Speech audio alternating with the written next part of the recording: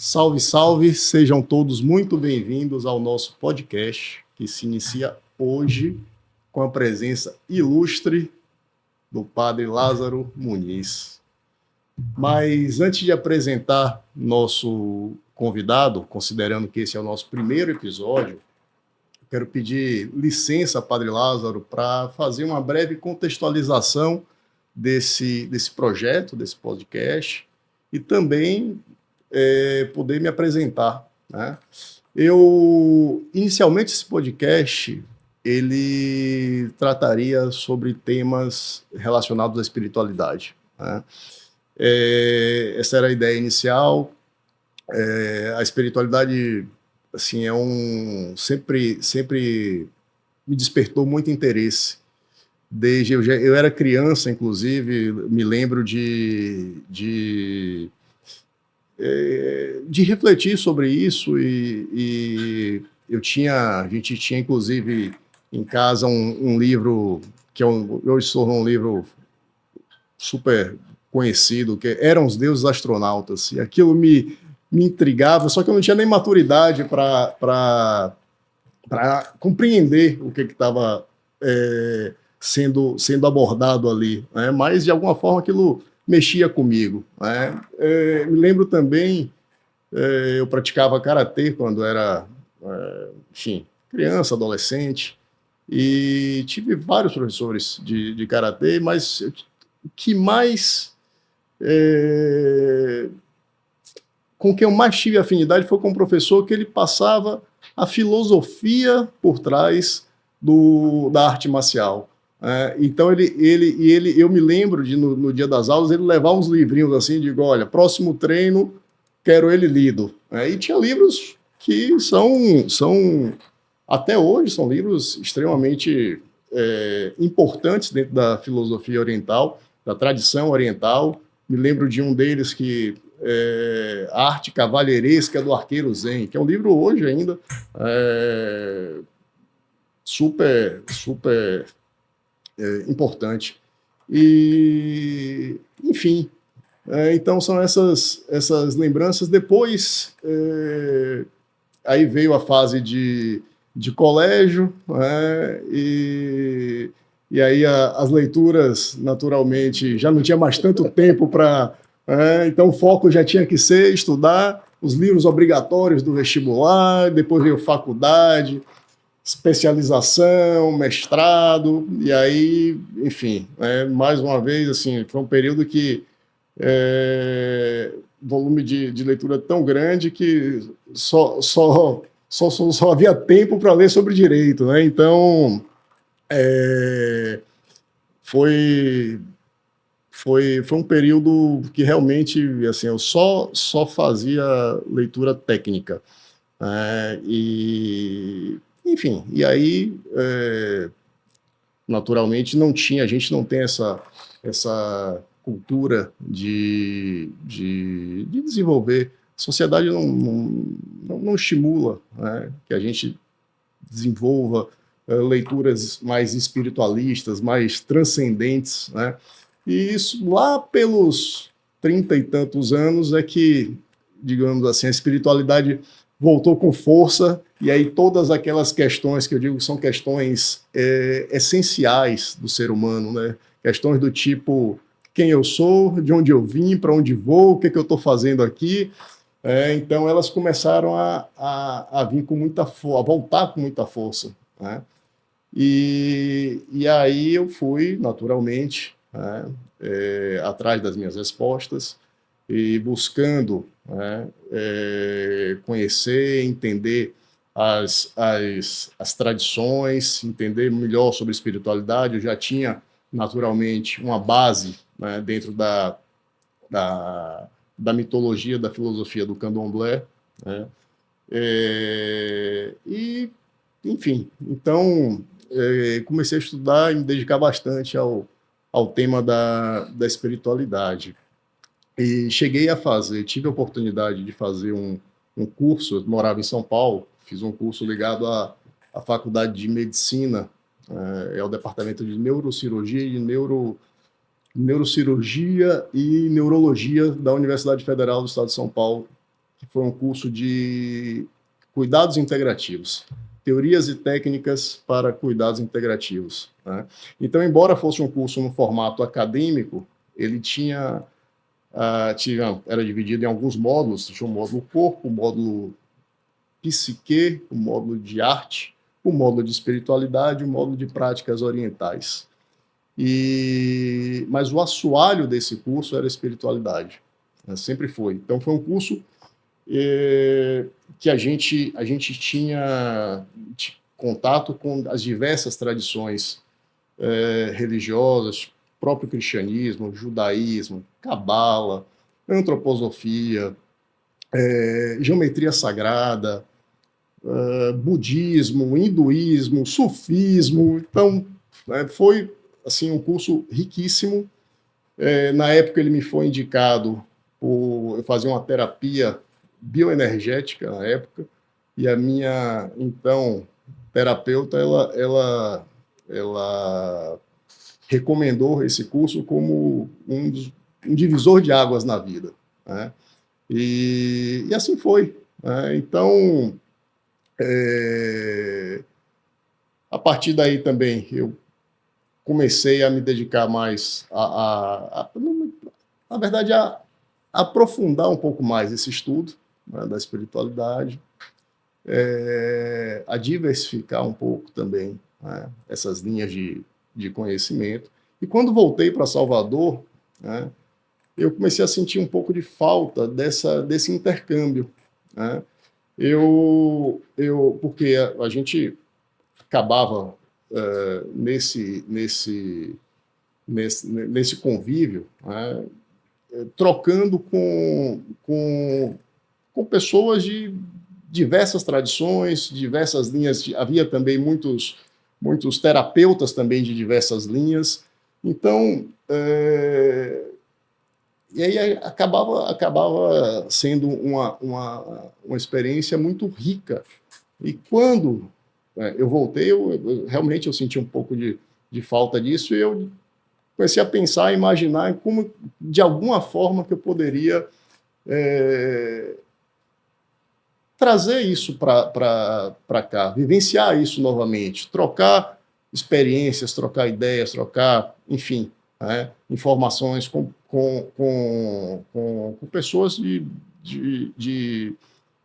pensamentos e de tradições as mais diversas. Então, foi assim que surgiu a ideia de fazer um podcast, inicialmente para falar sobre esses temas, né? E foi assim também que surgiu o próprio Instituto Adupé, que tem esse propósito de promover o desenvolvimento humano. E, enfim, então, como eu falei, inicialmente a ideia era trazer apenas temas da espiritualidade, mas o que acontece? Eu acabo brincando, Padre Lázaro, de ser triatleta, tá? Então, e nessas andanças, a gente, lógico que de forma muito, muito amadora, tá? Então, nessas andanças aí pelo universo do triatlo, a gente acaba conhecendo muita gente e vendo muitas histórias também extremamente interessantes, histórias de superação, histórias de como o esporte transforma e melhora a vida das pessoas. E surgiu também a oportunidade de trazer isso para o projeto, tá?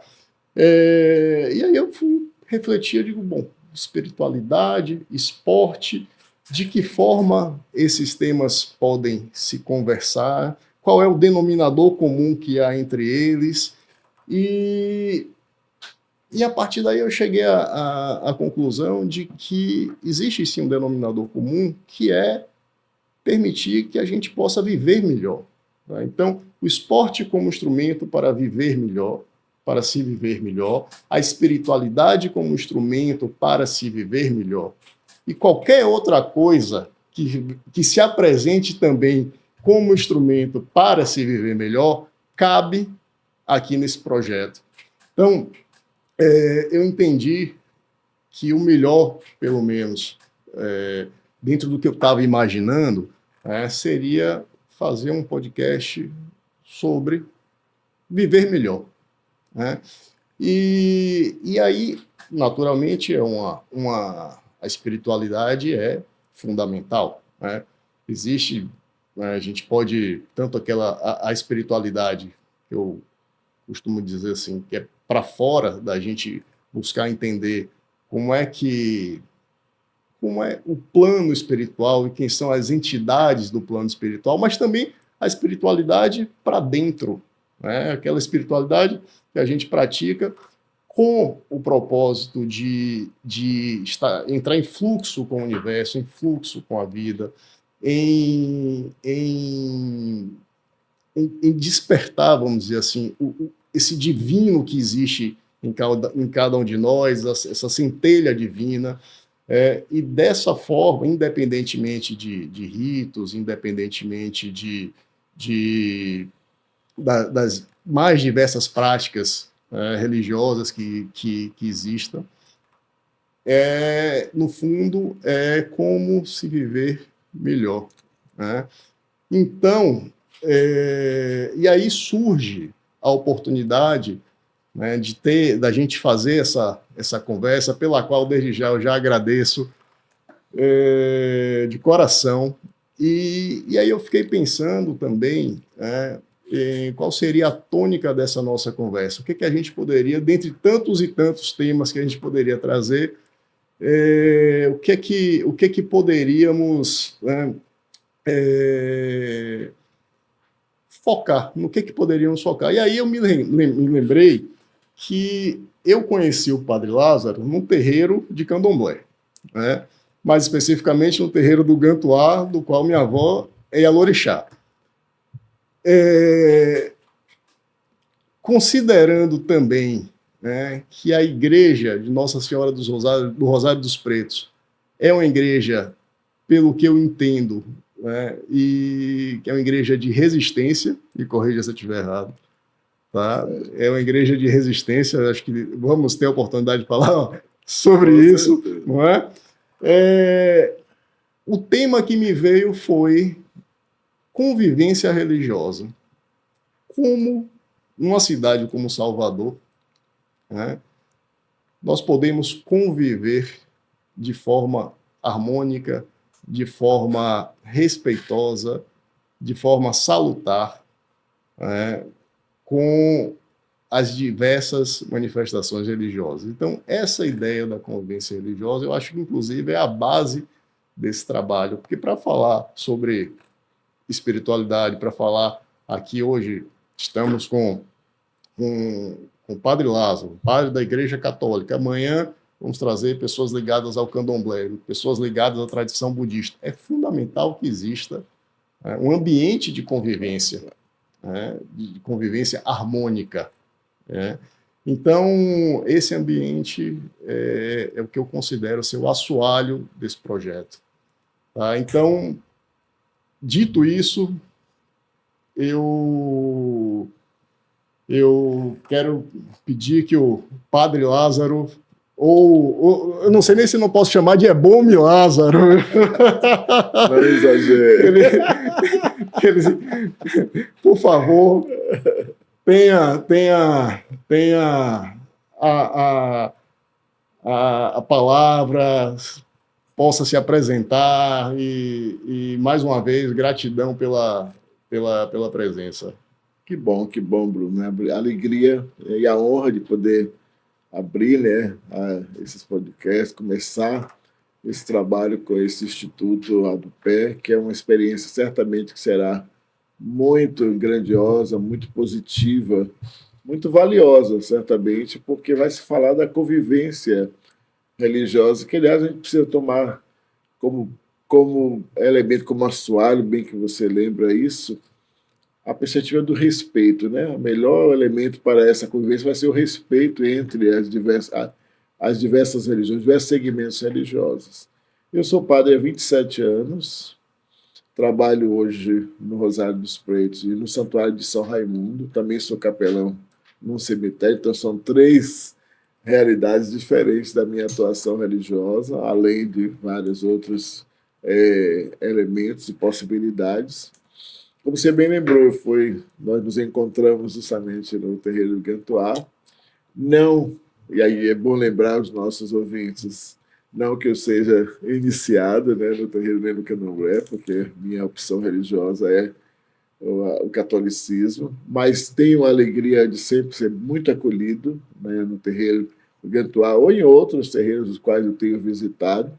E que é bom lembrar também, não visitado apenas só por causa do trabalho na Igreja do Rosário, já era um empenho da minha vida de poder ter um olhar cada vez mais aberto para essa convivência religiosa, por entender justamente que a religião do outro não o torna nem meu adversário nem inimigo. Então, cada pessoa tem a possibilidade de fazer o seu segmento religioso e desenvolver a sua espiritualidade, que é muito mais além do que práticas religiosas. Você já lembrava bem aí, porque às vezes tem gente que pode achar que a espiritualidade e práticas religiosas são as mesmas coisas. Você pode ter muitas práticas religiosas e não ter espiritualidade nenhuma, né? Pode Exatamente. Ser só atos ali religiosos, depois vai para casa e esquece. A espiritualidade constitui estilo de vida, né? A espiritualidade vai marcar a vida, a existência, a sua ação política, a sua ação humana, afetiva, tudo. A espiritualidade ela tem que marcar, ela tem que ser esse assoalho mesmo de vida para eu poder dizer eu sei onde estão meus pés, eu sei aquelas famosas perguntas que você tem lembrado, né? Quem sou, o que faço, para onde vou, o que eu posso fazer de melhor nesse mundo. Então, essa é a discussão com a qual eu venho tentando trabalhar, também por causa da Igreja do Rosário, mas muito mais pela própria dinâmica religiosa, pela fé, pelo ministério que a Igreja me confiou como sacerdote. Então, eu tenho procurado ser um líder religioso que acolhe a diversidade religiosa, sem prejuízo para uma ou outra forma religiosa. Então, quando eu vou ao candomblé, quando eu vou ao centro espírita, quando eu vou visitar algum irmão em algum outro espaço religioso, não estou ali nem para impor nada, nem para exigir nada, estou ali na fraternidade, como irmão, como também os acolho como irmão e deixa cada um tomar o seu passo, o seu rumo, seguir a religião que deseja e construir o seu caminho de espiritualidade para um bom viver, para um conviver digno, né? Então é isso que a gente vai fazer. Eu tenho hoje 58 anos, sou jovem. Falou de esporte, isso aí. Ela estava dando recado para mim. Precisa. Não você esse triatleta, mas precisando. Porque você lembrava aí desse bom viver, desse conviver e da saúde, claro, né? Por isso que tem essa relação. O esporte, a espiritualidade, a religião, tudo é essa perspectiva de saúde. Saúde vem da mesma raiz de ser santo, né? De ser saudável. Né? Então, é uma raiz comum que diz é preciso cuidar do bom viver, é preciso cuidar da vida, é preciso fazer acontecer a paz e a harmonia no mundo. Maravilha. Padre Lázaro, me permita voltar um pouquinho para entender, e aí eu queria que você contasse para a gente como foi que a espiritualidade entrou na sua vida. Antes do Padre Lázaro, como era o Lázaro que encontrou em algum momento essa espiritualidade? É bom que você tá lembrando aí, desde a infância, a gente vai começando a se fazer certas perguntas, nem sempre com a mesma qualidade ou com a mesma força. A gente vai, né? Vai vivendo. Então, eu posso lembrar assim, quando a primeira vez que eu me descobri olhando para alguma realidade religiosa, nem foi a Igreja Católica, na verdade, né? O primeiro contato foi justamente com as religiões de matriz africana, porque tinha uma pessoa próxima de casa, coisa da criançada que vai comer o caruru, né, de 7 meninos, e que a gente ia, tinha um terreiro de um lado, tinha uma experiência de um parente que tinha um centro umbandista, a gente foi tendo um pouco esses contatos. Depois do contato com a religiões, com comunidades evangélicas, também por questão da amizade. Só que aos 8 anos, 9 anos, que minha mãe minha mãe tinha essa perspectiva de colocar todos os filhos para fazer primeiro Eucaristia, embora ela não frequentasse tanto a igreja, mas todos os filhos foram batizados, né? Todos os filhos fizeram a primeira Eucaristia, só os mais novos depois, que aí já foi relaxando mais, mas até meu tempo, isso era uma exigência. Depois a mãe foi ficando mais idosa, já não podia mais impor aos mais novos, e aí alguma coisa, mas geralmente todo mundo tinha uma experiência religiosa cristã católica, né?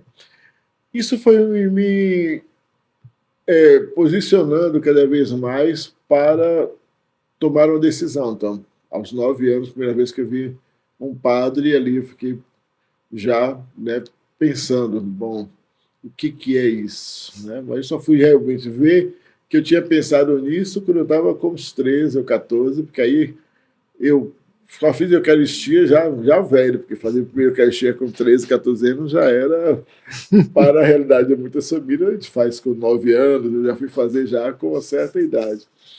Mas houve aí um engajamento religioso muito grande, de entrar para a igreja, de assumir a fé cristã católica, de me tornar liderança religiosa ainda jovem, né? Aos 14 anos eu já estava dirigindo um grupo de jovens, depois daí fui seguindo, grupo de jovens, comunidade, liderança, estudo para a pregação, para orientar a comunidade, fui para uma paróquia onde a liderança leiga, a liderança não padre, não feira, mas os leigos, os jovens, tinham uma presença muito forte, então a gente conseguiu se desenvolver muito forte, já conduzindo comunidade, porque a maioria das coisas que fazíamos éramos nós, então não tinha padre todo dia. Então isso já ajudou a desenvolver e a entender que aquilo era bom, e eu gostava, e a família foi apoiando. Meu pai, no início, teve uma certa resistência, achando que eu dava mais tempo para a igreja do que para casa, para a família. Chamou atenção algumas vezes, brigou várias vezes, se queixou, mas depois foi entendendo por uma coisa que foi interessante, que era o testemunho das outras pessoas, inclusive as pessoas idosas que passavam por ele, encontravam ele na rua e perguntavam por mim. Em determinado momento ele se irritava com isso. Depois se enchia de orgulho. Depois, toda hora eu tenho que responder para essas. Depois, justamente, foi entendendo que isso trazia algum elemento positivo, importante. Um dia ele me encontra no meio da rua. Aí a gente gostava de sentar na esquina da rua onde a gente morava. Aí eu vi um altar da igreja, sente aqui. E aí foi justamente falar disso. Estou vendo que isso faz bem para você, então continue. Isso para mim foi como se ganhasse na loteria, né? Porque claro, aí eu pude dar outros passos, porque até ali eu estava meio travado, dividido, achando, não, meu pai vai brigar, é melhor não ir, quase pensando em desistir até da igreja, mas pude resistir e Deus foi convencendo ele e as pessoas. É aquela questão que a gente fala, né, do testemunho e da convivência. Né? A convivência com outras pessoas e a convivência com pessoas que, inclusive, não eram da religião. E ele entendia que as pessoas me viam até como um testemunho, uma expressão, um jovem que era responsável, que tinha toda uma vida, que dava a ele uma segurança de ter criado bem um filho. Né? Então, isso para ele foi enchendo de alegria, de orgulho. E minha mãe, depois, quando eu disse que ia para o seminário, aí foi muito choro. Maravilha. Qual é o orixá do Padre Lázaro? É uma boa pergunta. Vai perguntar a sua avó. Dizem várias coisas, por isso é melhor deixar quieto.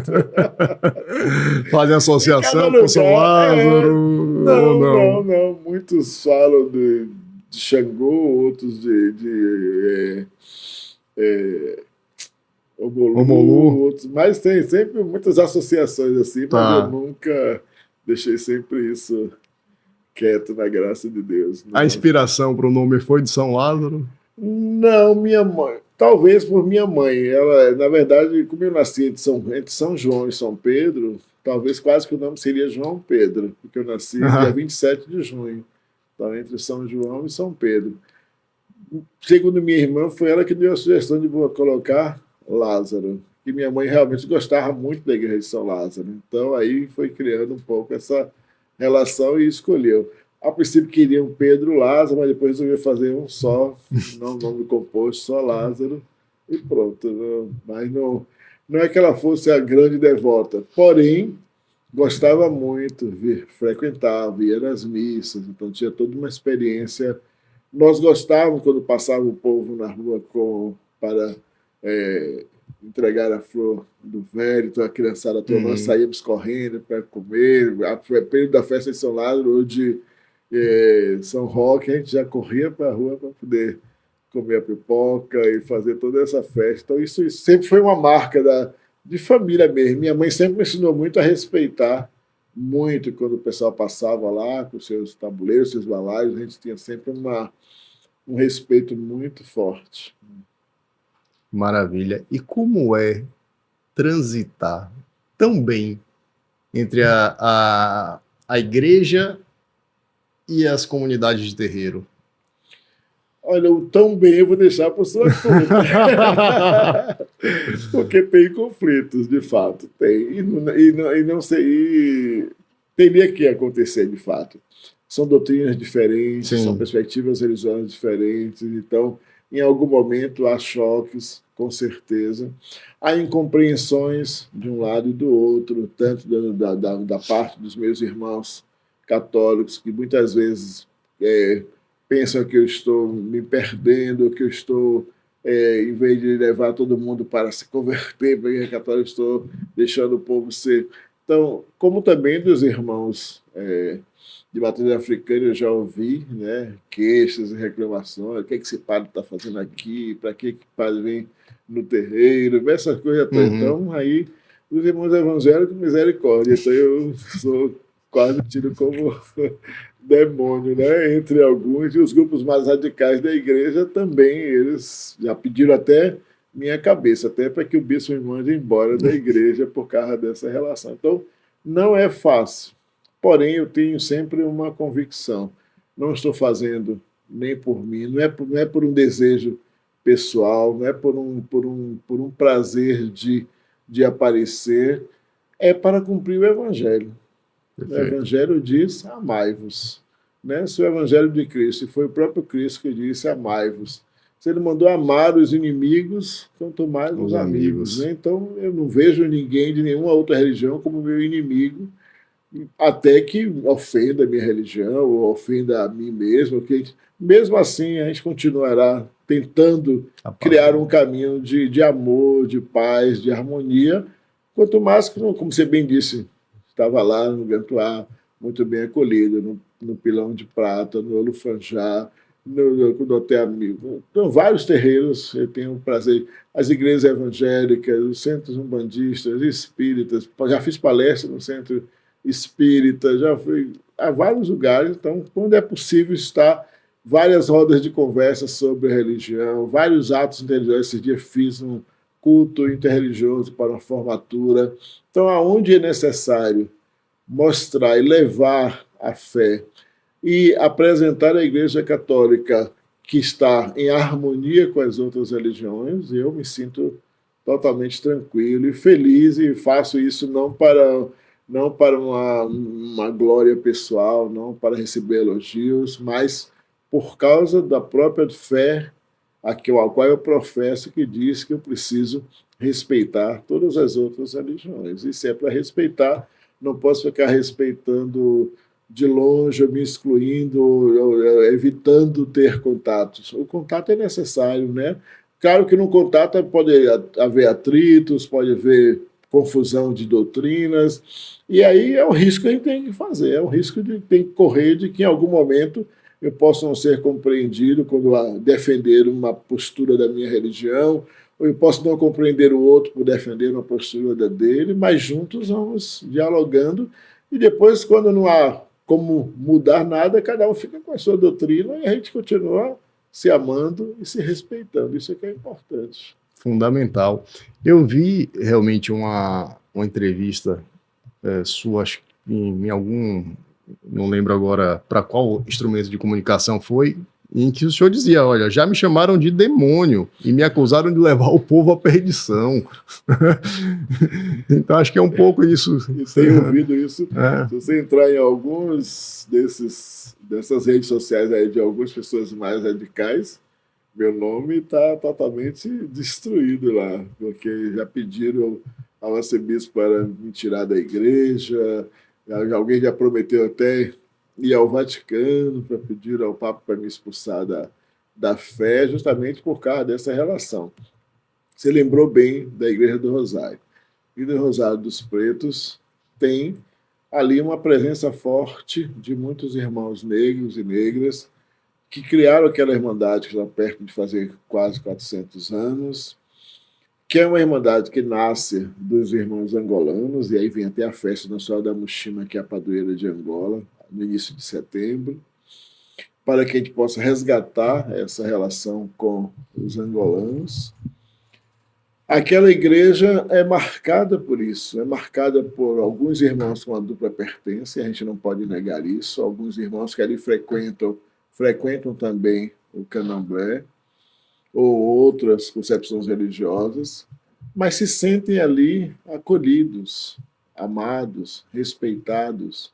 Não vão lá nem para destruir nem uma religião nem a outra, vão para uma convivência pacífica.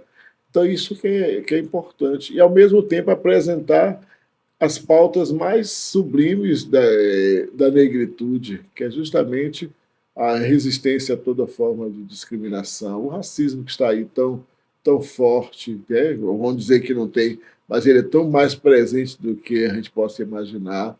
Agora cresce tão profundamente o racismo religioso, né, que está tão forte, o racismo institucional e tantas coisas que são de perversão da vida humana, e o Rosário está ali justamente nessa perspectiva de não só de defesa, mas de luta mesmo, de combate, e de tentar construir um caminho cada vez mais pacífico entre as pessoas, que não é mexer. Eu sempre digo às pessoas que vão lá na missa, a missa que celebramos é a missa cristã católica. Quem entra aqui tem que se comportar dentro da dinâmica da fé cristã católica. A gente não fica inventando nada na missa que traia, né, a essência da missa.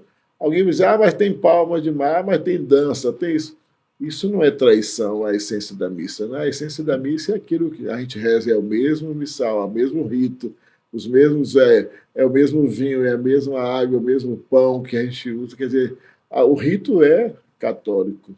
Só acrescentamos algumas expressões da negritude, como um atabaque, como uma música cantada de uma forma diferente, né? Só nesse sentido, para mostrar que a espiritualidade pode ser vivida, que para mover as pessoas da espiritualidade não é só um teclado, né, ou um violão, ou uma harpa, né, porque sabemos muito bem qual é o instrumento mais antigo de comunicação do mundo, foram os tambores, foram os toques, não foi, o piano não nasceu lá, né, a harpa não nasceu quando a humanidade estava nascendo, mas o tambor sim, né? O toque, a sinalização sonora sempre esteve presente, e isso é valioso para nós e para os povos africanos. Por isso a gente vai permanecer, na graça de Deus. Perfeito.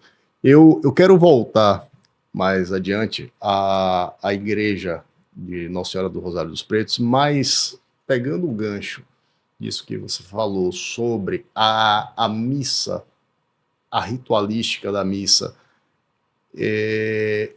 Houve uma situação curiosa com minha esposa. A gente, sempre que pode, tá? A gente costuma ir à missa de Santa Bárbara, dia 4 de dezembro. Último ano, no ano passado, a gente foi na igreja de Santa Bárbara, lá na Liberdade. E ela fez uma postagem, tá? Fez um videozinho, né? A gente estava na missa, ela fez um videozinho e postou. E aí alguma conhecida dela mandou uma mensagem inbox dizendo o seguinte, que isso, ela, assim, com todo respeito, entre aspas, isso não era missa.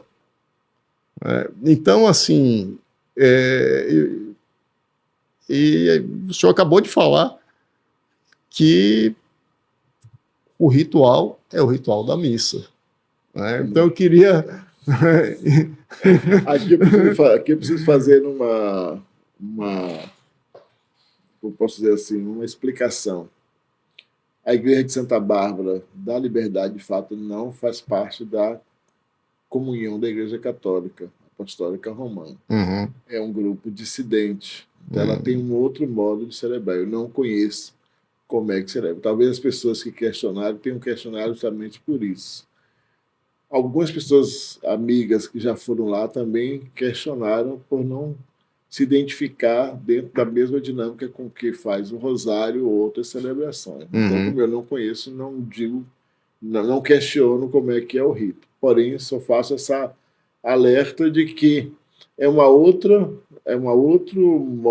segmento religioso que não é o segmento cristão católico apostólico romano. Embora ela continue se chamando de Igreja Católica, mas é católica independente. Ela não está ligada. Ela não está vinculada à arquidiocese. Nem a Roma, nem ao Papa, nem a nenhum grupo. Então, por isso, o rito pode ser que tenha sido mexido de diversas formas, e por isso talvez as pessoas não se identificam mais com o rito normal da fé cristã católica romana. Então, talvez tenha por isso que alguém tenha questionado, né? Inclusive tem a comunhão, tem sim, pode ter todas essas coisas, mas eu já soube que às vezes tem saudações aos orixás, que eu também nunca vi, então eu não sei como é que esse processo é feito, né? Mas só para poder lembrar, porque estamos falando de duas, nesse caso estamos falando de dois segmentos religiosos, né? Então, quando eu falo que a missa segue o seu ritmo normal, porque a missa que nós celebramos no Rosário segue o rito normal da Igreja Católica Apostólica Romana. As outras, como a gente fala de uma pluralidade religiosa, a gente tem que lembrar que existe hoje inúmeros segmentos, menores, maiores, dissidências de diversas igrejas. Da Igreja Anglicana tem dissidência, da Igreja Ortodoxa, da Igreja Católica, porque as pessoas na sua andança não vai conseguindo acompanhar mais o esquema de uma religião, sai, às vezes não quer sair para criar uma totalmente diferente, continua com o mesmo rito, porém sem comunhão com a fé anterior à qual ele pertencia, né? No caso da Igreja Católica Independente é nesse sentido. Por isso que a missa celebrada lá, os sacramentos celebrados lá para a fé cristã católica romana não é dado a mesma validade, né? Então o batizado se uma pessoa for batizada lá e vier passar para cá, eu preciso refazer o batismo, porque é uma compreensão nossa de que, como não tem a comunhão, a gente não consegue acolher o mesmo rito. Então tem essas dificuldades.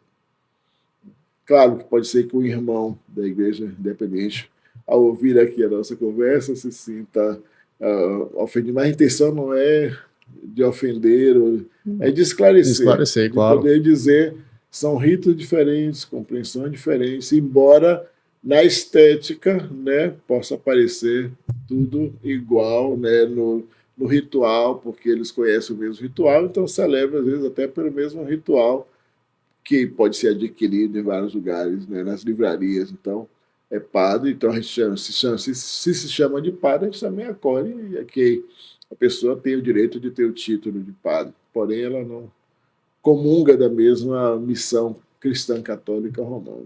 Não, está claríssimo. Se ela não está vinculada à arquidiocese, não está vinculada à Igreja Católica Apostólica Romana, é um rito diferente.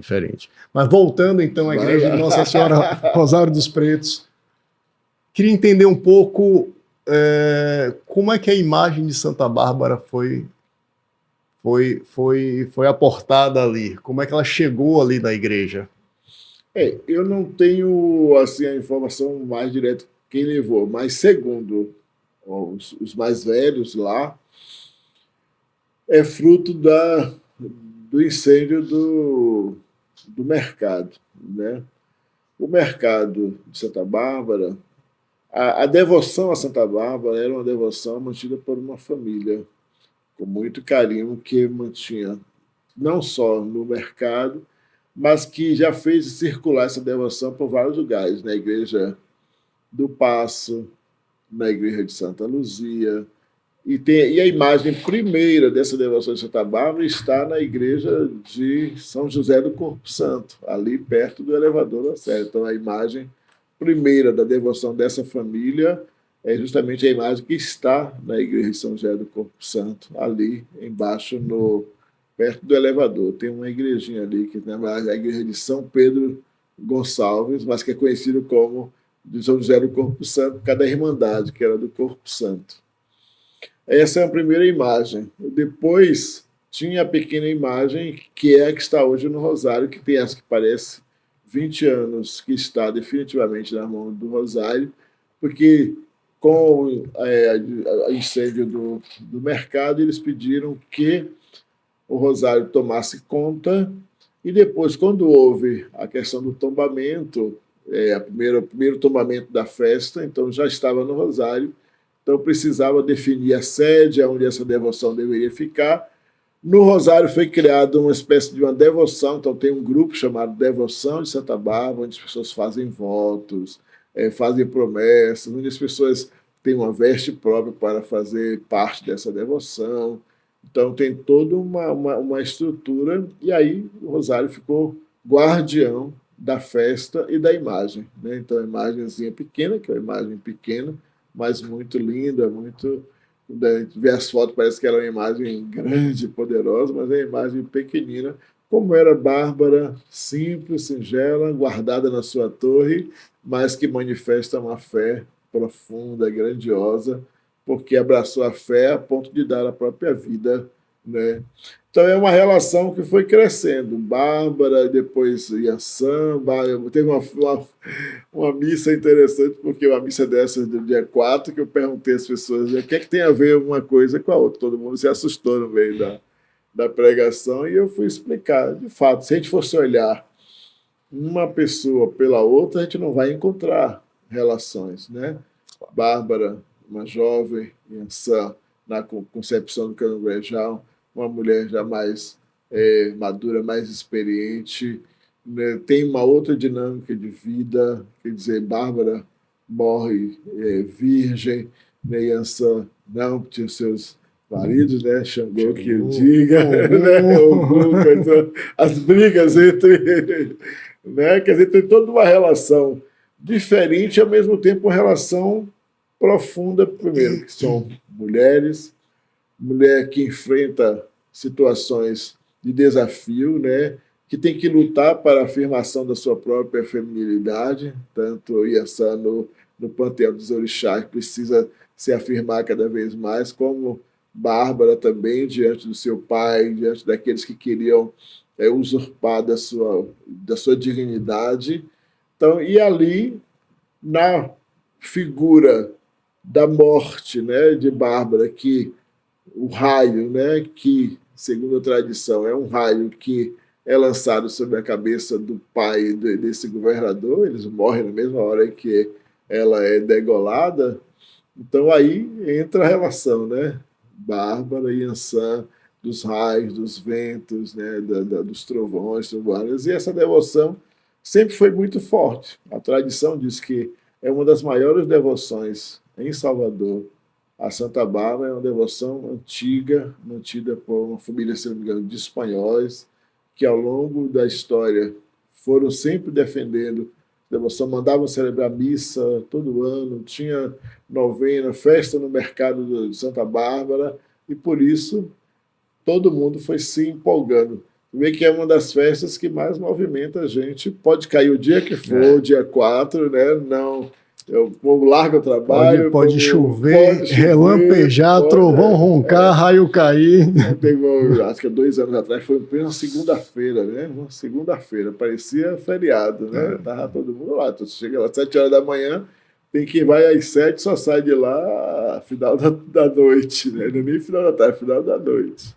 A festa que movimenta em vários lugares, lá da Liberdade, sim. As diversas igrejas do centro histórico já se envolvem hoje nessa festa para celebrar. A festa de Santa Bárbara me parece ser um dos símbolos mais icônicos do sincretismo religioso, né?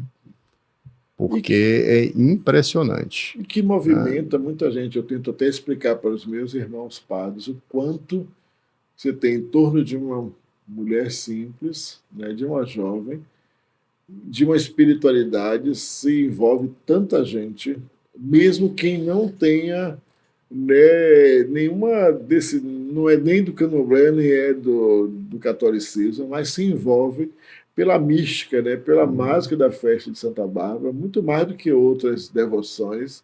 E você passa naquele centro histórico, quer dizer, todo mundo está envolvido, né? Cada bar, cada instituição, cada a escola, todo mundo tem uma perspectiva de fazer parte dessa festa que é grandiosa e depois aquela procissão maravilhosa com tanta gente, tantos santos, o povo brigando para carregar os andores.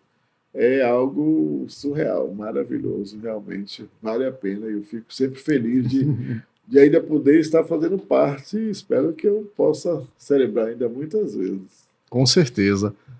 Padre Lázaro, me diga, no seu ponto de vista, quais seriam assim, os principais pontos de aproximação entre candomblé, catolicismo, dentro dessa sua vivência? Bruno, se fosse falar talvez sejam vários, talvez até os que eu pense não sejam os mais essenciais. Porém, vou tentar elencar alguns. Eu penso que um dos elementos fundamentais dessa relação candomblé e catolicismo, eu acho que é, sobretudo, a perspectiva monoteísta da religião, que para alguns acham que não, porque tem gente que acha que o candomblé seja politeísta, mas, né, se alguém estudar de forma mais coerente vai perceber, né? Porque para o candomblé a presença de um Deus criador, responsável, que é a origem de tudo, isso marca profundamente para a fé cristã católica também, judaica. E isso é importante. Depois, para mim, um outro elemento que é forte é a consciência comunitária, a consciência de pertencimento a um grupo, a uma comunidade. Quer dizer, ninguém se diz do candomblé se não pertencer, e aí tem o pertencimento.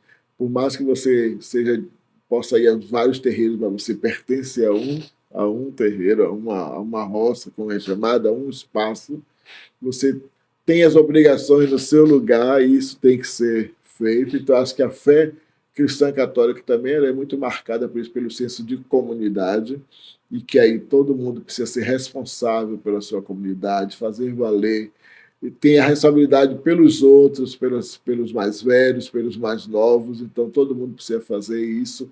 O candomblé e o cristianismo se aproximam muito, muito forte. Depois, para mim, um outro elemento que é fundamental a perspectiva de amor e poder dizer assim, de paz e de justiça que está presente, né? A comunidade cristã está sempre na luta para que o mundo viva em paz.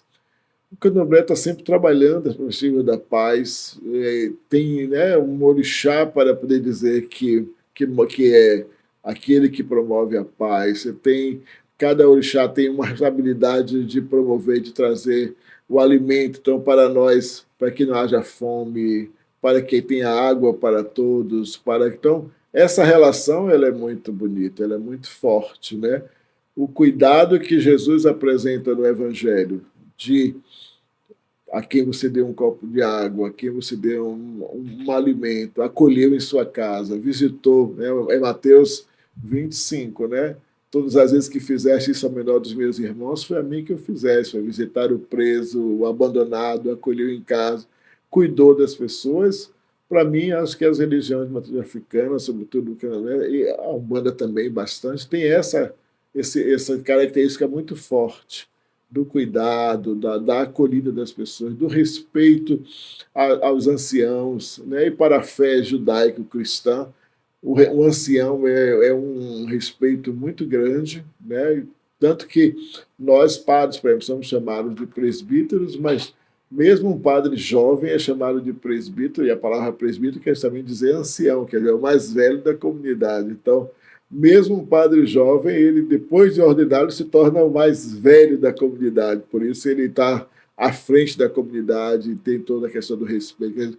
Não se toma a bênção, né, a um padre só porque é o padre, mas porque, por ser o mais velho, assim como a gente toma a bênção a Yalorixá, né, ou ao irmão, a gente troca as bênçãos. Quer dizer, isso para mim é forte, é bonito. E essa consciência de construir um mundo melhor. E acho que a fé cristã católica nos conduz a isso. Eu tenho uma responsabilidade pelo ecossistema, né? O Papa Francisco tem lembrado isso de forma muito forte. A ecologia é uma tarefa de todos nós, né? O mundo, né, para que essa terra viva melhor, é uma tarefa de todos nós, o cuidado. E ninguém melhor, com certeza, do que as comunidades matriz-africanas para mostrar o quanto isso é necessário. Por isso que tem um respeito para tirar uma folha, para tirar um fruto, para mover uma pedra, né? Tem um respeito, tem uma relação, não se faz de qualquer jeito, não se mata um animal por matar, né? Tem um processo de sacralização, que tem toda uma dinâmica, um ritual espiritual que acho que isso marca profundamente e, acima de tudo, a perspectiva do amor, né? Tem que amar. E repito, o senso de pertencimento ele é fundamental. Ninguém pode se dizer da religião se não, de fato, pertencer.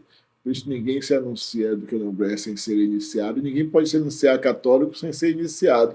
O batismo é o que define a iniciação. Então, as pessoas não podem frequentar simplesmente dizer, eu sou porque deu vontade no dia, acordou e acha que deve ser. Né? Ela precisa fazer o caminho, ela precisa entrar com os pés, né? Com os dois pés na fé para poder dizer que é. E precisa viver com os dois pés na fé para continuar dizendo que é, senão não funciona. Né? E o maravilhoso.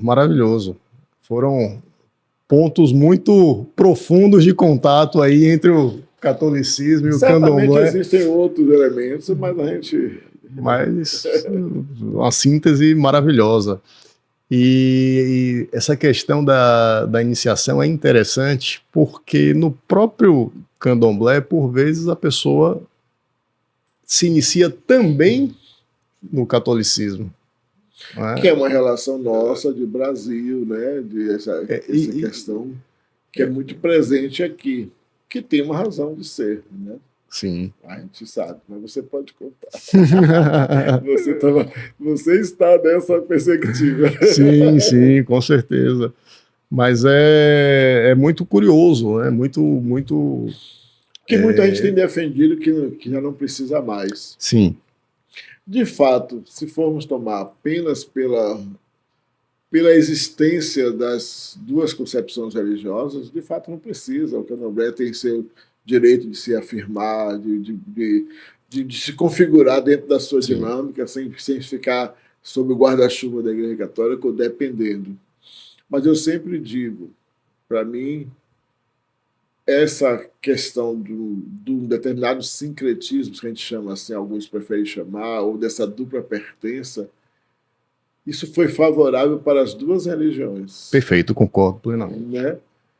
Porque aonde a fé cristã católica não tinha lideranças ordenadas, quer dizer, ministros ordenados como um padre, como...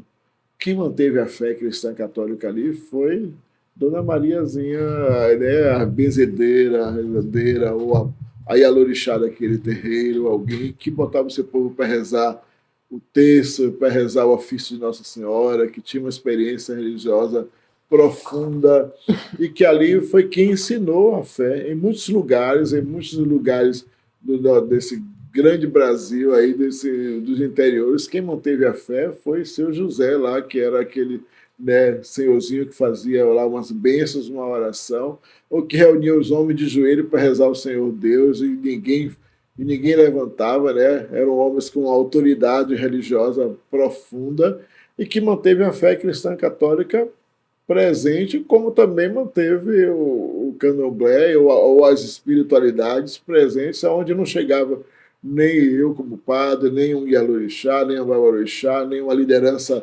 maior, nem do candomblé, nem da fé católica. Foi essas pessoas que mantiveram a fé. Então isso foi bonito e para essas pessoas era forte, era fundamental ter o batismo, porque sabia que, sendo batizado, podia experimentar as graças da fé católica. Sendo batizado, tinha o direito de entrar dentro de um terreiro ou de receber as outras bênçãos. Não era do demônio, né, para usar essa expressão. Então, o menino, a menina não estava aberto à graça do demônio, porque a ideia de que o batismo, né, fechava a possibilidade Sim. da ação do mal, tanto que muita gente batizou as crianças dessa perspectiva, não, porque está muito traquino, porque está muito, né, o inimigo pode pegar, então vamos batizar. Que alguém pode pensar, mas isso era uma ignorância? Não, isso era uma sabedoria, né? A ignorância é vista hoje pelo nosso modo de ver e pelo nosso olhar anacrônico com relação à história, de dizer, não, tudo que fizeram era errado. Não, tudo que fizeram foi certo dentro da possibilidade daquilo que tinham de informação, de consciência, e tentando acertar. Eu tenho certeza de que os nossos antepassados batizaram todos os seus filhos na perspectiva de acertar, não foi na perspectiva de condenar ninguém, nem de errar. Foi para oferecer o melhor. E que se compreendia que, naquele momento, o melhor estava na perspectiva de ser iniciado numa fé que era a fé hegemônica, que era um modo de sobrevivência para não ser castigado nem ser oprimido por não ser batizado, né? Porque isso também expulsava da igreja, e para garantir que, uma vez que a igreja deixasse todo mundo sossegado, podia cultuar também, né, os seus emissários. Então, foi também um modo de resistência, foi um modo político, né? Foi um modo de resistência, foi um modo de construção de uma vida melhor, de sobrevivência diante de várias realidades, né? Dizer que era do candomblé era o quê? Ia parar na cadeia, né? Então tem toda essa questão. Ao meu ver, o sincretismo também foi um modo de sobrevivência, Sim, né? Sem dúvida. Porque diante da impossibilidade, da proibição de se cultuarem divindades do panteão africano, né, se dizia estar cultuando divindades vinculadas à Igreja Católica.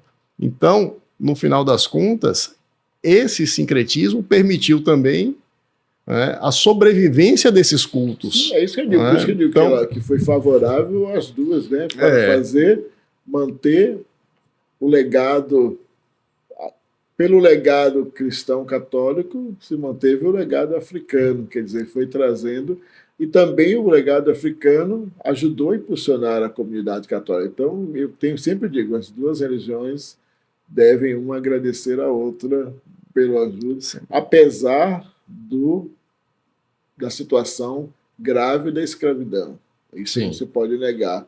E que muitas vezes foi abençoado pela fé, pela comunidade cristã católica.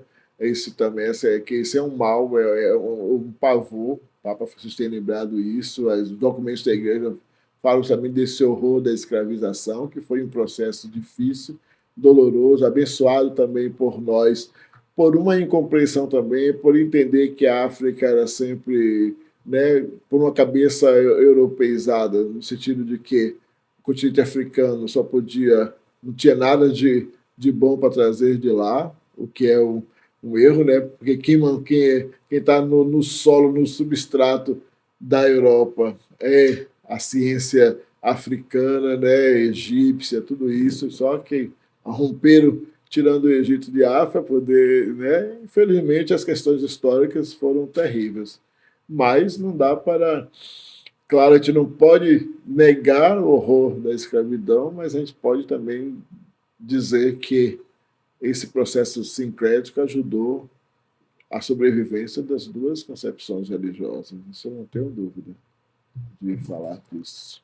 Maravilha. Eu me recordo, inclusive, que minha bisavó tinha no quarto dela, né, terço, crucifixo.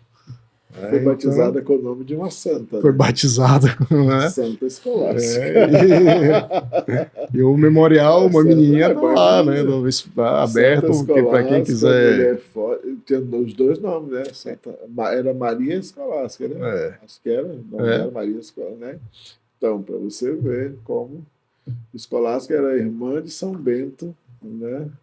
Por isso a relação dela é muito forte com os monges beneditinos, né? Toda uma relação bonita. Isso é fantástico, né? Isso é maravilhoso, porque justamente recebeu o batismo e viveu. Para mim, acho que isso é mais importante ainda dizer, e isso eu não tenho medo de dizer. Muitos dos irmãos do Candomblé viveram e vivem profundamente o seu batismo, mesmo não estando dentro da Igreja Católica. Porque viver o batismo não significa apenas estar dentro da Igreja Católica. Tem muita gente que está na Igreja Católica, mas que vive como pagão. Como tem muita gente no Candomblé que só quer os benefícios do Candomblé ou de outras concepções religiosas. Eu vejo o pai Raimundo aí sofre com o pessoal os seus filhos lá da Umbanda, os centros espíritas sofrem com o pessoal que vai lá só para buscar benefícios. Infelizmente, tem muita gente que procura a religião só por aquilo que a religião pode oferecer, né? Mas a religião é muito mais do que uma oferta de benefícios, é uma espiritualidade, é uma construção de vida, né? Então ela não pode ser um departamento da vida, ela tem que ser a vida. E muita gente quer a religião como um departamento, uma gavetinha que você vai lá, abre, consulta de vez em quando, pede, joga uma carta aqui, faz um jogo lá no terreiro, vai ao padre e pede uma bênção, vai e só quer isso. Infelizmente, muita gente só quer isso, porque só quer atos religiosos, não quer construir uma espiritualidade, não quer ter um caminho, não quer ter um pertencimento, não quer ter um comprometimento, né? Infelizmente, falta esse compromisso. Mas para quem quer ter o compromisso, claro, religião vai ser muito mais do que. Então, por isso eu sempre digo, há pessoas que estão fora da igreja que vivem melhor, às vezes até, do que muitos que estão na igreja. Mas isso não é justificativo, é claro, para ninguém achar que é melhor estar fora. Porque estar dentro é parte integrante. A convivência, a vida em família, o reconhecer, o pertencimento, a identidade da fé também é pelo fato de estarmos juntos. Né? A gente se reconhece um no outro. Né? Se cada um quiser professar sua fé sozinho, não tem quem seja para ele espelho dessa fé. Né? É diferente você encontrar uma outra pessoa do Candomblé e dizer eu pertenço. Então são dois que pertencem e isso se justifica. Eu pertenço à fé católica com mais alguém que é batizado, isso me traz alento de que eu não estou num caminho isolado, eu estou na convivência. O próprio Jesus disse, onde dois ou mais estiverem reunidos, eu estou presente. É isso que é importante, é ser mais do que um. Dois ou três é comunidade, é família, é religião. Maravilha. Aproveitando que se falou em Jesus, quem foi Jesus Cristo? Para o Padre Lázaro. Pergunta séria. Olha, eu fui descobrindo Jesus no caminho. Não posso dizer que eu tenha uma ciência especial sobre Jesus. A teologia vai me trazer elementos fortes para dizer ele é Filho de Deus, é a segunda pessoa da Santíssima Trindade, é o Salvador, é o Libertador. Mas eu sempre digo, essas são as expressões teológicas, mas eu sempre tento trazer para mim o que é que essas expressões teológicas fazem na minha vida. Porque é assim que a gente tem que viver a fé. Né? Saber que ele é uma coisa. Está lá, está escrito, tem teses maravilhosas dos santos da igreja, desde o início até agora vai se escrevendo muitas coisas. Tem revelação bíblica, histórica, mas o que tudo isso implica na minha vida? E é aí que eu preciso descobrir cada vez mais como eu me comporto sendo alguém que tem Jesus como mestre, como guia de vida, para que eu mostre ao mundo o que é ser guiado por Jesus.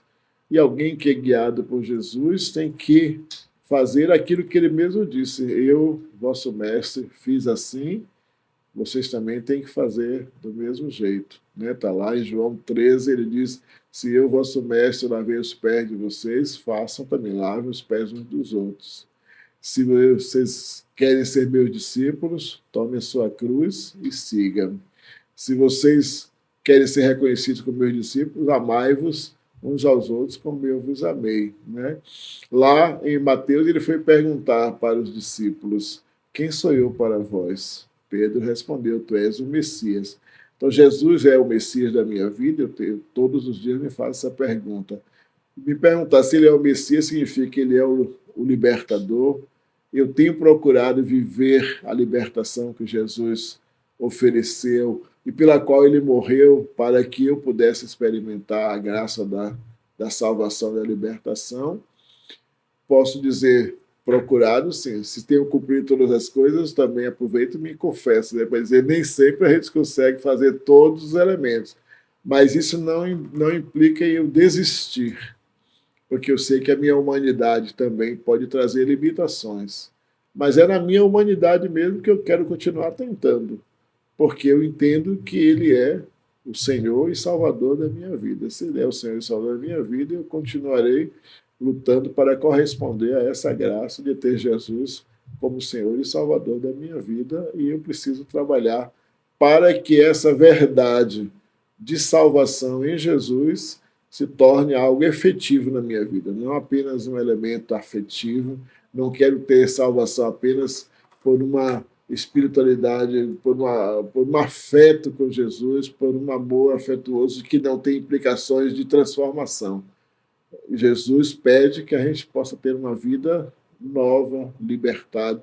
Por isso eu digo, tudo isso que eu tento fazer da relação com os irmãos, do respeito às diversas religiões, do respeito às pessoas nas suas mais profundas diversidades, nas suas opções, nas suas orientações religiosas, sexual, enfim, porque a abrangência do meu trabalho vai muito mais além só da relação religiosa, porque a gente vai encontrar de todas as formas. Tem o problema político, tem o problema dos irmãos LGBT que é mais, tem os problemas, tem a situação da mulher, tem várias questões que estão nesse jogo religioso, porque cada religião tem um modo diferente de compreender, e tudo isso vai parar na mão da gente. Tudo isso é um questionamento de como vamos nos comportar no cuidado de todas essas realidades.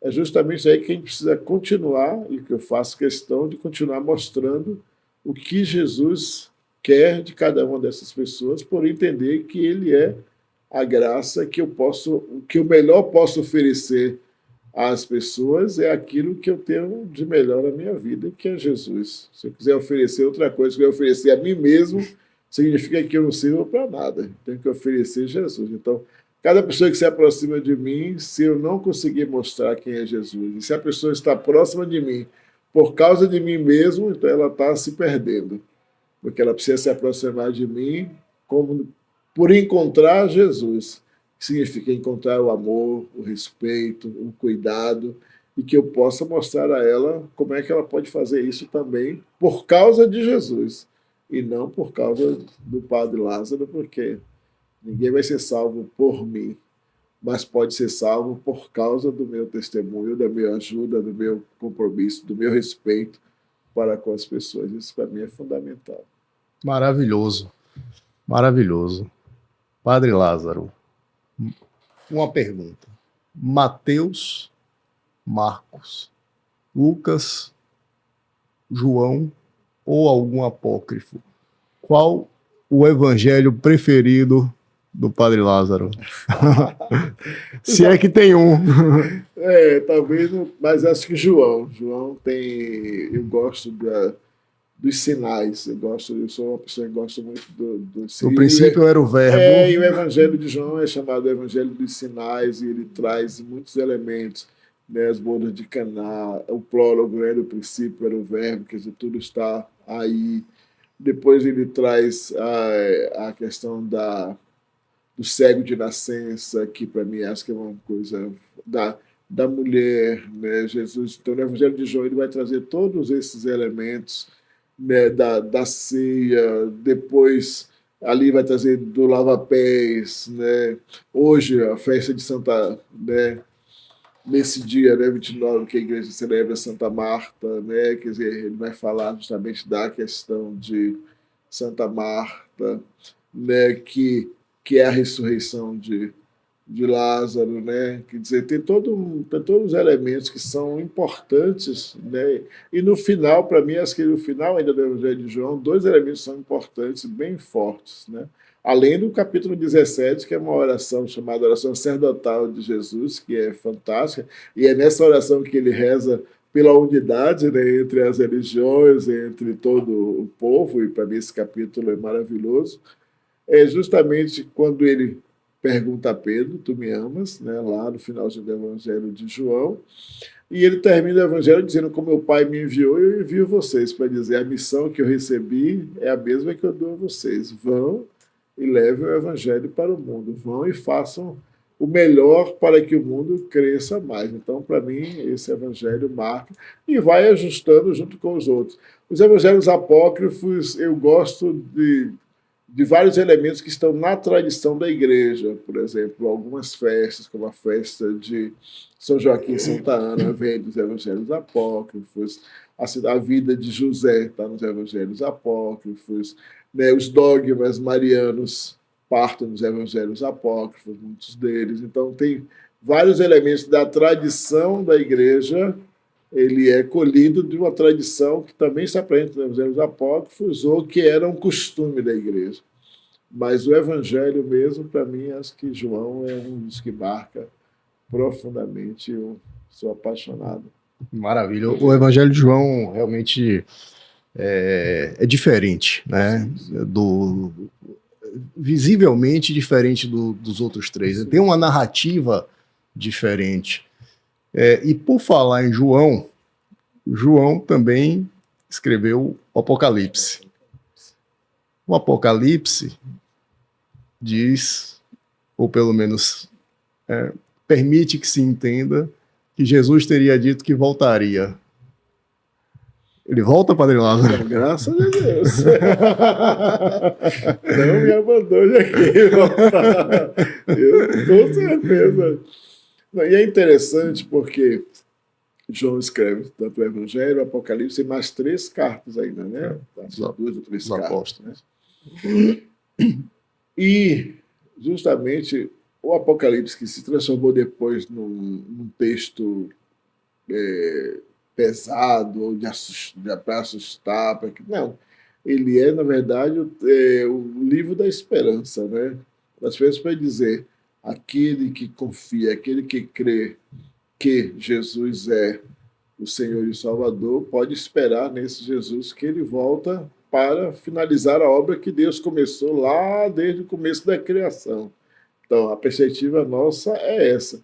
O Apocalipse, quando fala de várias figuras difíceis, cavalo alado, a besta, né, essas coisas todas, é um olhar para a realidade do momento. É uma reflexão sobre o Império Romano, que é um império que tentou ser o dono de toda a humanidade, que destruiu a humanidade com suas perversões, e que agora é preciso que essa humanidade seja purificada e transformada.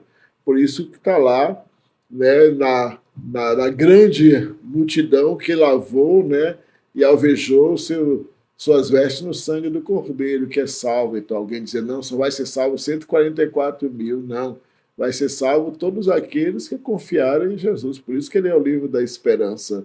Aqueles que nele confiam e o buscam serão salvos.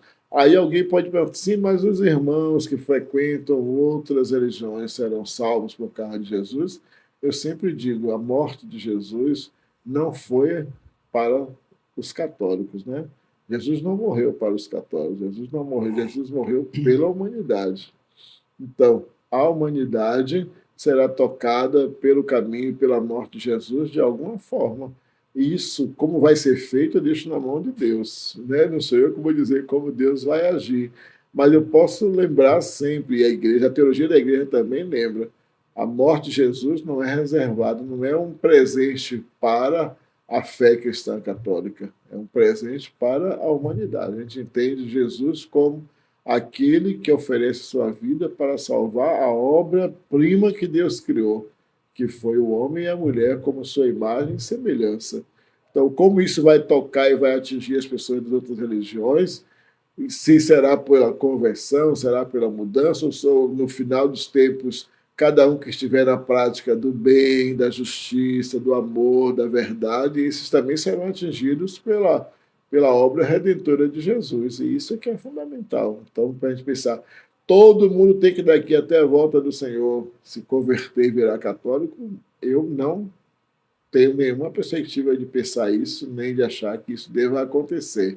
Para mim, o que deve acontecer é todo mundo, todo ser humano precisa aprender a praticar a justiça, o amor, o respeito, a solidariedade, o cuidado com os outros. Isso são princípios fundamentais que é trazido pela paixão, morte e ressurreição de Jesus. Isso é que é necessário. Então, que ele volte logo. Será que ele seria reconhecido? Eu creio que da forma como vai voltar, a perspectiva bíblica, ele não voltará de novo do jeito que veio a primeira vez, para poder Nova Jerusalém? para enfrentar toda essa realidade, para se deixar descobrir, não. A perspectiva nossa é que ele voltará já dizendo Quem é? quem é. E daí, quem está com ele está, quem é contra, é contra. E aí vem o juízo final. Eu espero estar pronto para enfrentar o juízo final do lado dele. Maravilha. Qual a passagem da vida de Jesus preferida? Uma passagem preferida da vida de Jesus são tantos. Tem alguma que seja assim mais de estimação, mais, enfim, naquele momento ali, aquela pela qual você tem mais afeição? Não, eu gosto muito, lembrando da festa, né, do encontro dele na casa de Betânia, na casa de Marta, Lázaro e Maria. Mas depois que ele ressuscita Lázaro? Não. Quando ele visita e que Marta está preocupada em fazer as coisas, comida, e que ela vai reclamar porque Maria está sentada aos pés de Jesus, e Jesus diz para ela: tu te preocupas com muitas coisas, só uma é necessária. E Maria, sua irmã, escolheu a melhor parte, e a melhor parte é estar com Jesus e não fazer coisas para Jesus.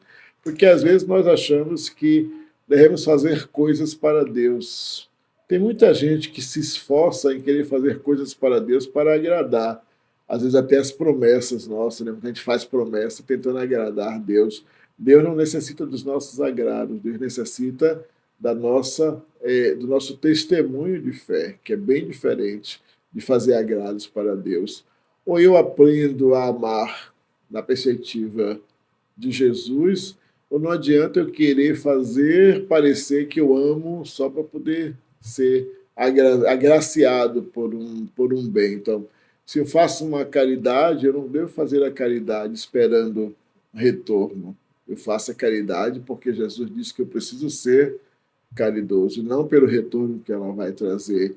Eu respeito o irmão de uma outra religião porque eu preciso reconhecer que você é meu irmão e não porque eu espero que Jesus vai me dar uma bênção por causa disso. Então, se eu vivo isso com a consciência de que eu devo fazer como regra de vida e não como meio de barganha ou de comércio para receber uma graça de Deus, isso ganha um outro sentido, totalmente diferente. Então, escolher a melhor parte é escolher estar com Jesus.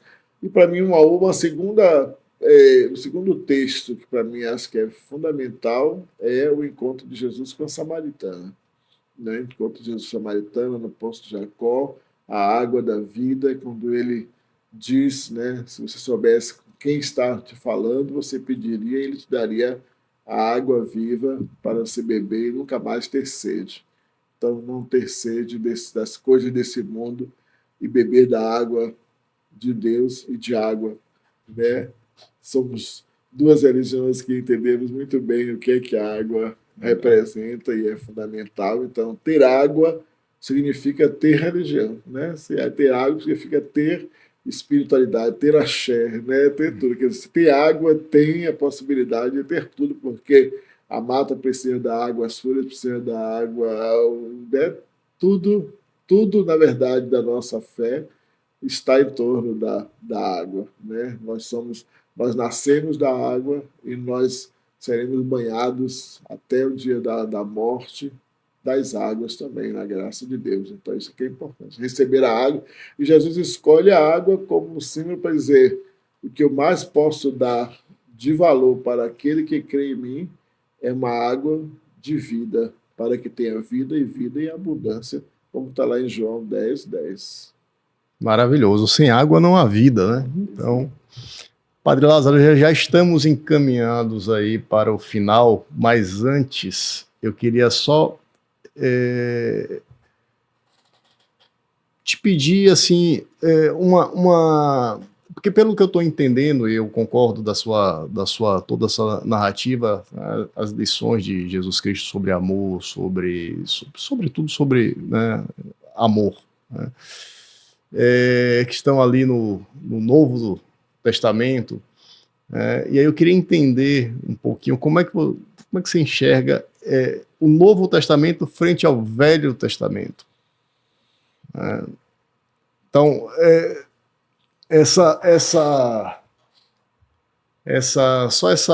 esse entendimento sobre essas duas divisões fundamentais ali da.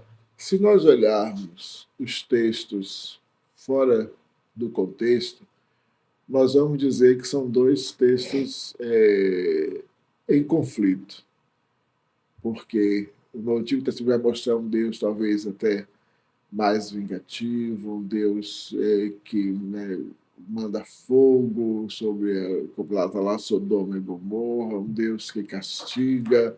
Então a gente vai tomar. Então, é preciso entender que o contexto do Antigo Testamento é um contexto da descoberta da presença de Deus, que vai se mostrando, que vai se revelando, que aos poucos vai dizendo: sou eu, diz lá para Moisés, sou eu, né, o Deus de seus pais, de Abraão, de Isaac, de Jacó.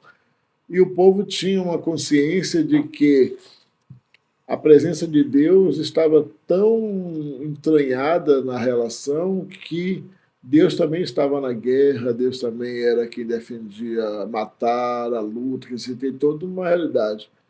Porém, se a gente olha o Antigo Testamento, ou o Primeiro Testamento, como às vezes se prefere chamar, como uma preparação para a chegada, para a manifestação real do amor de Deus, da presença de Deus. Então, o Primeiro Testamento, o Antigo Testamento, ele prepara para que Jesus possa ser apresentado. Ele prepara todo um caminho, vamos encontrar isso lá em Isaías, os profetas. É por isso que na transfiguração, está no Novo Testamento, sobretudo em Mateus, quando Jesus se transfigura e que aparece, né, uma luz radiante ali no deserto, a luz, aparece ao lado dele quem? Moisés e Elias. Então, o sentido é de dizer, agora em Jesus está a concretude daquilo que o Antigo Testamento quis apresentar. O que o Antigo Testamento quis apresentar? A profecia, quer dizer, as promessas de Deus, e as leis que Deus queria colocar na consciência do seu povo. Por isso que Moisés é o legislador, Elias o profeta. Agora, para dizer, Jesus é a unidade da lei e dos profetas. Porque está lá, nos 5 primeiros livros do Antigo Testamento, chamado da Torá, justamente é para dizer, aqui está a lei. Depois vem todo o profetismo. Então, os profetas tinham como tarefa ensinar a lei. Então, a lei de Deus está definida, com os testamentos, com os mandamentos, os 10 mandamentos, que está lá em Êxodo, depois repete em Êxodo, em Deuteronômio, e os profetas vão ajudar o povo a entender o que é que Deus queria, justamente porque perdeu a noção dos mandamentos de Deus. E nos mandamentos de Deus não tem nenhum mandamento que mande fazer o mal. Nos mandamentos, lá em Êxodo, ainda no início, não tem nada dizendo que Deus mandou matar, ou que Deus é vingativo, que Deus vai destruir. Então, a relação do povo, a convivência do povo com Deus, que foi trazendo uma configuração de um Deus que nem sempre é o Deus que Jesus mostra, mais paciente, amável, atento às necessidades. Mas essa é a verdade de Deus em Jesus. Por isso que ele diz, eu vim para revelar o verdadeiro sentido da palavra, o verdadeiro sentido da lei. O verdadeiro sentido da lei é dar vida. João 10, 10. Eu vim para que tenham vida e vida em abundância. Então, não há um elemento discrepante entre o antigo e o novo, no sentido, se a gente olhar dentro do seu contexto, se a gente olhar os livros isoladamente, ou se romper com essa perspectiva da revelação de Deus como Senhor de misericórdia, de amor, de paz, e que também é juiz, claro, para a gente não pensar que, eu sempre digo, pensar em Deus misericordioso não significa pensar em um Deus bonachão, um Deus que diz, pode continuar fazendo todas as perversões e maldades, que está tudo bem. Não é isso, né? Quem opta pelo erro e é responsável pelo seu erro. Né? Quem opta em matar, né? Cada dia a gente está vendo aí, se alguém mata, se alguém destrói, tem que responder. Não tem como escapar. Por mais que se tenha o perdão espiritual, mas há um erro objetivo de alguém que tira uma vida. E ele precisa responder por essa vida que ele tirou. Isso na perspectiva espiritual e na lei de Deus também, as exigências são as mesmas, ou talvez até mais profundo ainda. Mas a vontade de Deus não é condenar o seu povo, é salvar. Mas para ser salvo é aquele que deseja ser salvo. Quem não deseja ser salvo, quem prefere ficar no pecado ou na maldade, não pode esperar no finalzinho lá, até mesmo porque nós não sabemos quando é o nosso final. Estamos vivos agora, esperamos ainda ficar daqui mais muitos anos, mas não está em nossas mãos, né? Nossa noite pode terminar hoje, nossa vida aqui nesse mundo, nesse plano, pode terminar agora. Né? Pode acontecer, os irmãos que morreram no Rio Grande do Sul não esperavam que teria aquela catástrofe, né? E várias outras situações. Então, tudo isso tem. Por isso que Jesus diz, vigiai e orai, estejam preparados. Vocês não sabem o dia, não sabem a hora. Então, a hora de fazer o bem é agora. A hora de construir justiça, paz, harmonia, fraternidade, respeito é agora. Não dá para esperar para depois. Não é amanhã que eu vou amar as pessoas de outra religião. Eu preciso amar agora, eu preciso respeitar agora, porque amanhã não tem mais tempo. O amanhã, o ontem já foi, não volta mais, a gente não traz de volta, só memória, só lembrança, para aprendizado para o que vamos fazer hoje. E amanhã, só se Deus nos permitir de novo acordar. Eu espero que Ele permita por muitos e muitos dias. Com certeza. Maravilha. Eu falei demais, mas... Nada. Maravilha, Padre Lázaro. Então, mais uma vez, gratidão profunda pela sua presença. Se quiser, fica à vontade para fazer alguma consideração final. Enfim, e onde é que as pessoas também te encontram? Eu só quero mesmo agradecer, Bruno, que acho que é a oportunidade, agradecer a você pela oportunidade, pelo convite, pela honra de poder abrir esse projeto, que para mim, tenho certeza que será muito bonito e significativo. Espero que outras tantas lideranças e outros irmãos, outros convidados possam sentar a esta mesa e possam falar de coisas certamente grandiosas e possam até conseguir explicar de modo mais tranquilo do que aquilo que eu pude explicar, mas eu fico honrado realmente e louvar a Deus por isso, né? Dizer, como diz o Instituto, a do pé, né? Quer dizer, agradecer realmente a você, agradecer a sua raiz religiosa, né? E aí aqui saudar, né, com muita alegria a mãe Menininha, a mãe Carmen, a mãe Ângela, né? Então dá para a gente trazer o matriarcado todo presente aqui, agradecer e louvar. E desejar, com certeza, felicidade ao projeto, a todos que aqui estarão, me colocar sempre mais à disposição. Eu trabalho na Igreja do Rosário dos Pretos, e a terça-feira e domingo é os dias melhores para me encontrar lá. As terças-feiras, sempre às 18 horas, tem a missa. Essa é a missa mais festiva, mais animada, mais visitada pelos turistas. Mas no domingo também, às 9 da manhã, tem a missa dominical, que é muito bonito também, é muito importante. Ou no Santuário de São Raimundo, que é uma igreja também significativa, porque ali tem uma devoção muito especial a São Raimundo. São Raimundo é um santo que foi arrancado, né, do ventre de sua mãe. A mãe veio a falecer e ele foi tirado pelo tio à força, por isso que é chamado Raimundo Nonato, né? Uma palavra italiana para dizer nonato, quer dizer não nascido, né? E ele ele é cultuado por muitas pessoas, sobretudo para os partos difíceis, né? E para várias coisas. Então é um santuário muito bonito e tem o Santíssimo Sacramento exposto durante todos os dias para adoração. Então pode nos encontrar lá todos os dias às 11 horas, tem a missa. Não sei até quando estou nessas comunidades, mas enquanto a gente está, apareçam lá para ver a gente. Eu não convido para ir no cemitério, não é que o povo não gosta que eu convido para ir no cemitério, mas eu também Os outros dois, trabalho no cemitério. Mas passa numa das outras igrejas que vai, se não me encontrar, vai encontrar no cemitério.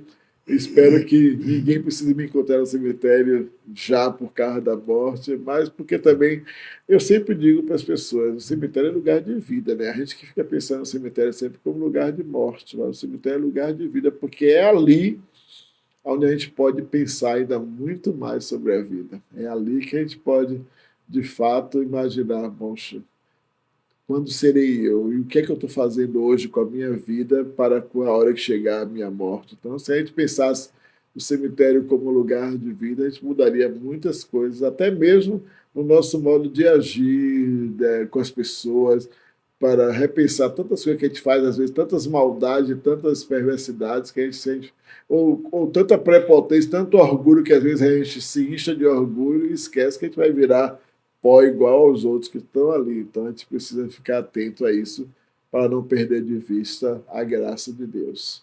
Então que Deus abençoe e proteja. Muito obrigado, alegria a todos os seus amigos que venham a poder ouvir esse podcast, que possam ter ajudado a pensar em muitas coisas. Espero ter pelo menos provocado a reflexão no coração de muita gente, e cada um vai vivendo a fé conforme é possível. Mas espero que o possível seja fruto da vontade de cada um de acertar e fazer o melhor para si, para Deus, para a humanidade. Maravilhoso, maravilhoso. Gratidão, Padre Lázaro. Deus abençoe. Amém. E até a próxima.